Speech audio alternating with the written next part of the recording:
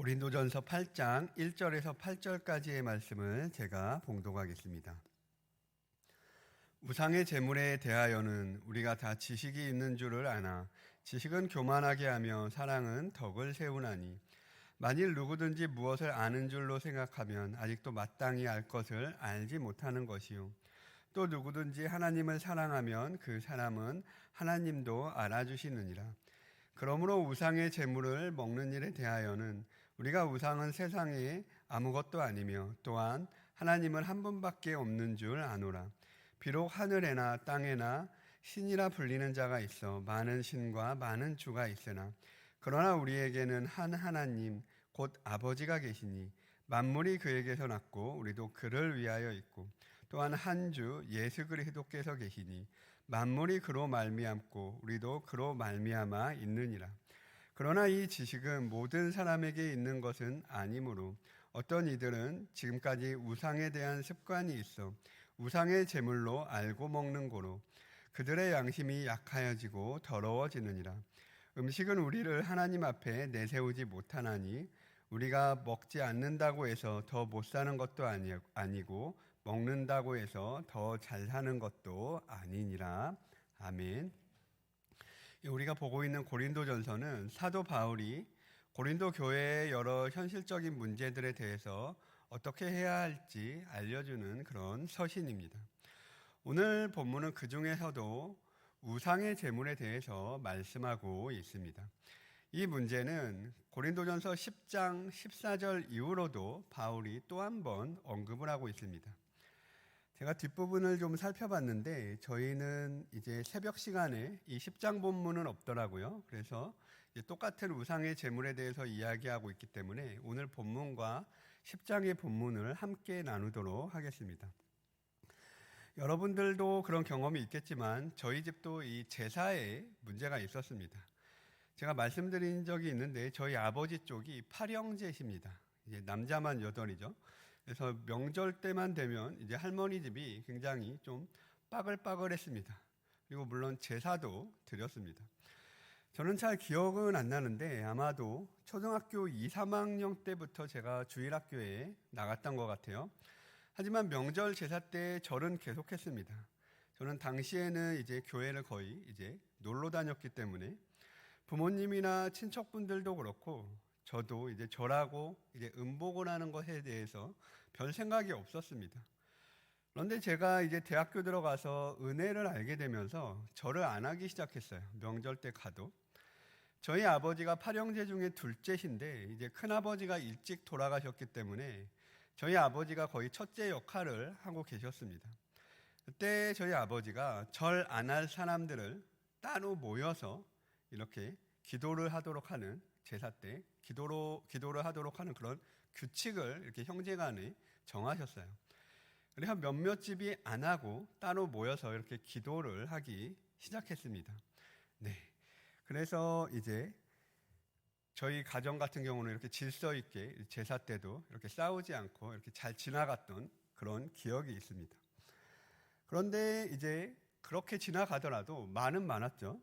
천주교 다니시는 이제 작은 아버지는 절을 해도 된다. 그러고 이제 안 믿는 어떤 분은 이제 그냥 믿는 대로 해라 그러시고 또 어떤 분은 갑자기 보란 듯이 더 경건하게 이렇게 절을 하시기도 하고 조상님들한테 이제 집안이 잘 되게 해달라고 이제 복을 빌면서 갑자기 안 하던 기도까지 이렇게 제사상 앞에서 하시는 분도 계셨습니다. 그리고 어떤 분은 기도가 끝나면 우리가 음복이라는 것이 있잖아요. 음복은 이제 한자어로 복을 나눈다라는 뜻인데 조상에게 이제 예를 한 뒤에 그 은덕이 후손에게까지 이어지게 하는 그런 뜻입니다. 이 음복이라는 것이. 어쨌든 어떤 분은 이건 먹어도 된다면서 이제 절은 안 해도 이건 먹어도 된다면서 이제 먹으라고 하고 그러더라고요. 하여튼 뭐 기도만 하지 말고 뭐라도 참여하게 하려고 이렇게 분위기가 약간 그랬던 기억이 납니다. 그런데 오늘 바울이 다루고 있는 고린도 교회의 문제가 제가 그리고 여러분이 겪어온 내용과 굉장히 비슷합니다. 고린도는 당시 대도시로 항구 도시였고 상업과 문화가 매우 발달한 도시입니다. 다양한 세계의 사람들이 항구를 통해 이렇게 들어오다 보니 수많은 이방 신전과 그런 여러 종류의 우상 숭배가 가득한 그런 도시였습니다. 당시 사람들은 연회나 잔치 그리고 상거래 사교 모임을 거의 모두 이 신전 문화와 연결해서 이렇게 했습니다. 곧 종교는 식사와 따로 분리되는 것이 아니라 모든 삶이 종교와 이렇게 밀접하게 연결되어 있는 그런 문화 가운데서 삶을 살았던 것이죠. 오늘 본문 1절의 우상의 제물이라는 것은 바로 우상에게 바쳐진 것을 의미합니다. 당시에 고기 같은 경우도 우선 신전에 바쳐진 다음에 시장에서 팔거나 연회나 잔치에서 그것을 먹었습니다. 곧 고기라는 것은 무조건 우상 제사를 거쳐지고 밖에 나왔다라고 그렇게 생각을 하시면 됩니다. 여러분 그러면 어떻게 하실 건가요? 고기를 드실 건가요? 안 드실 건가요? 뭐가 좀 애매하죠. 애매합니다. 사도 바울도 8장과 10장에서는 조금 애매하게 이야기합니다. 8장에서는 마치 이제 하나님을 사랑하기 때문에 먹지 말라는 뉘앙스로 이야기를 합니다. 그런데 10장에서는 거기에 이웃사랑이 덧붙여져서 먹어도 되는 것처럼 또 이야기를 하기도 합니다. 이 두 가지가 굉장히 섞여 있는 것이죠. 오늘 말씀을 보니까 바울은 우리는 한 하나님을 믿는다. 만물이 그로 말미암아 나왔다라고 말합니다. 그런데 이 지식은 또 다 가진 것이 아니다라고 그렇게 이야기를 하고 있다는 것이죠. 사람들이 이렇게 자유함을 누린다고 우상의 집, 곧 신전 연회나 잔치집에서 고기를 먹고 있으면 저 사람 우상의 집에서 잔치집에서 고기를 먹고 있네. 그러면은 이 지식을 가지고 있는 사람이 양심이 상해서 실족을 한다는 것이죠. 사도 바울은 이 일을 결정하는 데 있어서 지식이 아니라 사랑을 행동의 기준으로 내세우고 있습니다. 그리고 8절에 안 먹는다고 못 사는 것도 아니고 먹는다고 더 잘 사는 것도 아니다.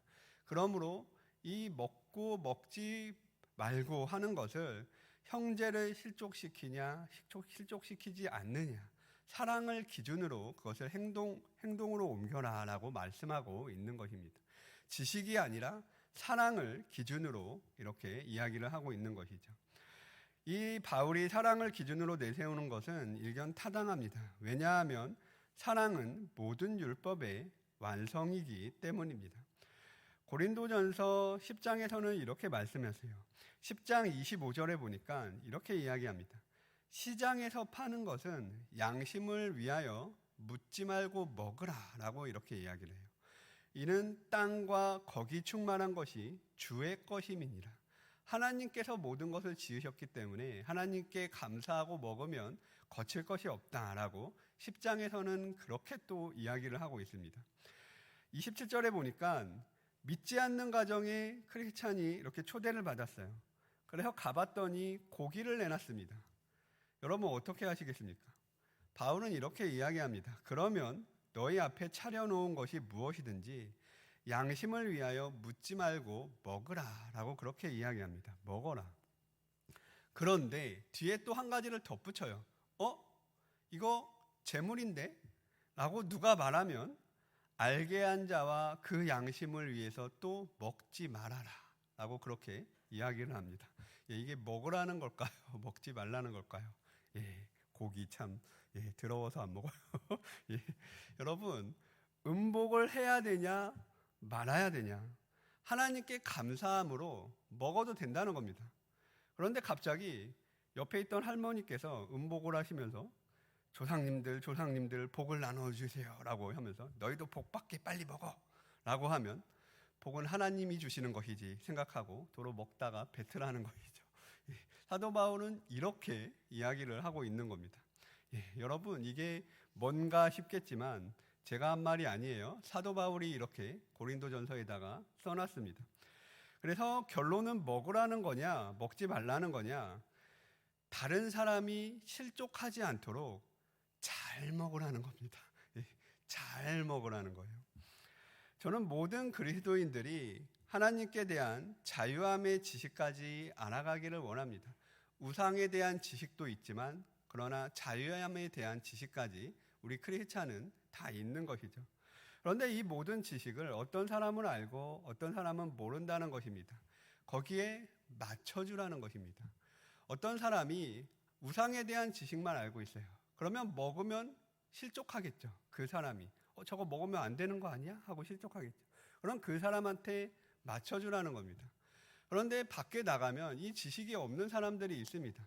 그럼 자유함에 대한 지식이 있는 사람은 그 사람들에게 맞춰서 또 그 집에 가서는 먹을 수도 있는 겁니다. 그 사람이 그 무안해하지 않기 위해서 또 사랑으로 먹을 수도 있다는 것입니다. 그래서 모든 것의 기준을 사랑으로 하고 먹고 먹지 말고를 결정하라라고 고린도전서에서 그렇게 말씀하고 있는 것입니다. 현대에도 그런 것들이 있습니다. 머리로는 알지만 이상하게 우리 문화에 비추어서 잘 안 되는 것들이 있죠. 예를 들면 문신 같은 것들이 있습니다. 고대 이 문신이라는 것은 거의 종교적인 의미를 가지고 있습니다. 그래서 율법서에는 이 문신이 전면적으로 금지되어 있습니다. 그런데 요즘에 누가 이렇게 종교적으로 문신을 하나요? 그냥 그 재미로 하고 예뻐 보이려고 문신을 하죠. 예. 그런데 그래도 이제 문제가 생기는 경우가 있다는 것이죠. 어느 정도 이렇게 문신을 해도 된다고 생각을 합니다만 문신이 몸 전체를 이렇게 다 덮는다든지 이제 하필 또 그림이 용이나 이제 호랑이 같은 그런 게 있으면 여러분 좀 뭔가를 떠올리게 하지 않나요? 그것이? 예. 깍두기 같은 분들이 이렇게 생각이 나잖아요. 예, 그런 게. 그러면 형제 자매가 보면 그것을 보고 이제 두려워할 수도 있다는 것입니다. 와, 교회 다니는데 저렇게 해도 되나? 무서워라 라고 그렇게 생각할 수 있다는 것이죠. 그러면 어떻게 하느냐? 그것을 안 한다고 죽는 것도 아니고 한다고 또 어떻게 되는 것도 아니지만 그 형제 자매를 위해서 이렇게 절제할 수도 있다는 것입니다. 어떻게 해라? 사랑으로 이렇게 결정을 하라는 것입니다. 또 예전에 있던 교회에서 한 권사님이 물어보셨습니다. 요즘에는 이제 순대에 선지가 안 들어가는 경우도 있습니다만 선지국이나 순대를 먹어도 되느냐? 여기 피가 들어갔는데 성경에 피를 먹지 말라고 했기 때문이죠. 어떻게 해라? 여러분 이제 대답하실 수 있겠죠. 어떻게 해라? 잘 먹어라. 잘 먹어라. 라는 것이죠. 성경은 피 자체에 주술적인 힘이 있다고 그렇게 이야기하지 않습니다. 다만 피가 생명 전체를 대변하는 상징적인 그런 의미가 있는 것입니다. 그래서 우리가 성찬식 때 포도주를 마시지 진짜 피를 마시지 않습니다. 상징적인 포도주를 마시는 것입니다. 그런데 이 지식을 다 가지고 있는 것이 아니기 때문에 지식과 자유로 교만하게 행하지 말고 형제 자매가 실족하지 않도록 사랑으로 행하라. 선짓국 안 먹는다고 못 사는 것도 아니고 먹는다고 잘 사는 것도 아니라는 겁니다. 이거 먹어도 돼? 그러면 이제 말씀을 잘 설명을 해주고 그래도 너가 좀 그러면 다른 거 먹자 하면 된다는 것이죠. 죽어도 나는 먹겠다고. 너는 성경의 성자도 모른다고 지식도 모른다고 아득바득 이렇게 훈계하는 것은 사랑으로 하는 것이 아니라는 것입니다. 사도 바울은 고린도전서 10장에서 우상의 제물에 대하여 말씀하기 전에 이렇게 말씀합니다. 모든 것이 가하나 모든 것이 유익한 것이 아니요 모든 것이 가하나 모든 것이 덕을 세우는 것은 아니니 누구든지 자기의 유익을 구하지 말고 남의 유익을 구하라. 어떤 사람한테는 익숙하지만 어떤 믿음의 사람한테는 그 지식이 없습니다. 그리고 어떤 지식들은 성경의 지식들은 충돌하는 것처럼 이렇게 느껴질 때가 있다는 것이죠. 특히 우리 초신자들은 세상에서 배운 교회에 대한 지식만 가지고 있습니다. 그래서 교회에서도 이제 지나치게 또 세상적인 이야기, 자유한 거야 라고 하면서 또 지나치게 세상적인 이야기를 나누면 그런 이야기들이 처음 오신 분들한테는 좀 좋지 않은 영향을 미칠 수가 있습니다. 저희 아내도 이제 청년부에서 사역을 오래 했는데 어느 날은 청년들이 교회 안에서 술 마시러 가자고 이런 얘기를 스스럼 없이 지금은 그런 세대가 됐어요. 이야기를 한다는 겁니다. 그래서 아내가 그런 얘기는 밖에서 하는 게 좋겠다라고 이렇게 얘기를 했더니 청년부에 소문이 돌았다는 겁니다. 어느 날 한 청년이 오더니 목사님이 술을 그렇게 싫어하신다면서요. 그렇게 저희 아내에게 이야기를 했다고 그래요. 참 세대가 굉장히 많이 변했죠. 저희 화독교회 청년부 이야기가 아니에요. 여러분, 그런 얘기가 돌면 오히려 교회에 처음 와본 친구들이 교회는 술 안 먹는다고 들었는데 세상하고 똑같구나 하면서 이렇게 시험에 들 수 있다는 것이죠. 여러분, 술이라는 것은 이 고기의 문제와는 굉장히 많이 좀 다릅니다. 성경 안에서 술이라고 하는 것은 예수님도 포도주를 마셨지만 그것은 하나님 나라의 풍요의 상징이지 방탕의 상징이 아니라는 것입니다. 그리고 고대 근동에서는 물 자체가 귀했어요. 물을 찾기가 어려웠습니다. 그래서 목을 축이기 위해서 조금씩 마셨다는 것입니다. 그리고 이 술을 마실 때도 결혼식 같은 귀한 잔치 때나 마셨습니다. 여러분, 결혼식 때 술 진탕 마시고 취하는 분들이 있나요? 그런데 우리 사회를 생각해 보세요. 결혼식처럼 술 마시는 사회의 자리가 있나요? 마시는 사람도 그것을 본 사람도 실족할 수 있는 사회입니다. 우리 사회는 술 취하는 문화가 경건하지 않아요. 그렇게 돼 있습니다. 그래서 다른 사람이 그것을 보면 실족할 수 있다는 것입니다. 다른 음식들은 애매하게 말하는 것과 달리 사도 바울도 술에 대해서는 이렇게 얘기해요. 술 취하지 말라. 이는 방탕한 것이니 오직 성령의 충만함을 받으라. 성령 충만과 술 취함을 이렇게 대조하는 모습을 우리가 볼 수가 있습니다. 이런 문제가 아니라도 사랑을 기준으로 행하라라는 이 사도 바울의 권면은 많은 부분에서 우리에게 영감을 줍니다. 이제 고린도전서 뒤에 보시겠지만 이제 많은 다툼이 은사로 인해서 여러 종류의 은사와 직분으로 인해서 고린도 교회에 일어나게 됩니다. 이때도 그 유명한 고린도전서 13장의 사랑장으로 이제 바울이 기준을 제시하는 것을 우리가 볼 수가 있습니다. 사랑으로 그 모든 은사들을 사용하라. 바울이 이렇게 이야기를 합니다. 우리 화독교회가 지식과 자유로 교만해지는 것이 아니라 이 서로에게 사랑으로 행하는 공동체가 다 되시기를. 그래서 한 사람도 실족하지 않고 다 생명에 이르고 예수 그리스도의 장성한 분량까지 자라나는 교회가 다 되시기를 예수 그리스도의 이름으로 권면을 드립니다. 우리 기도하겠습니다. 사랑이 넘치시는 아버지 하나님, 이 세상을 우리를 위해 창조하시고 많은 것들을 누릴 수 있는 자유를 주시니 주님 감사드립니다. 그러나 어둠의 시대를 살아가는 만큼 나 자신도 항상 분별하게 하시고 나의 권리와 자유로 남을 실족하지 않는 사랑을 품을 수 있도록 인도하여 주시옵소서. 그리하여 우리의 삶이 나의 권리보다 한 생명의 구원을 바라보며 교회의 덕을 세우고 유익하게 하는 삶이 될 수 있도록 인도하여 주시옵소서.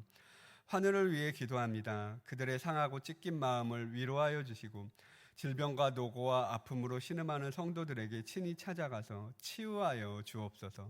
아픔 가운데에서도 부활의 소망이 있음을 잊지 않게 하시며 그 입술에서 말씀과 찬양과 기도가 떠나지 않도록 역사하여 주옵소서. 그들의 고난의 현장이 하나님을 더욱 가까이 아는 현장이 될 수 있도록 인도하여 주옵소서. 이 시간 우리의 간구를 주님께 올려드립니다.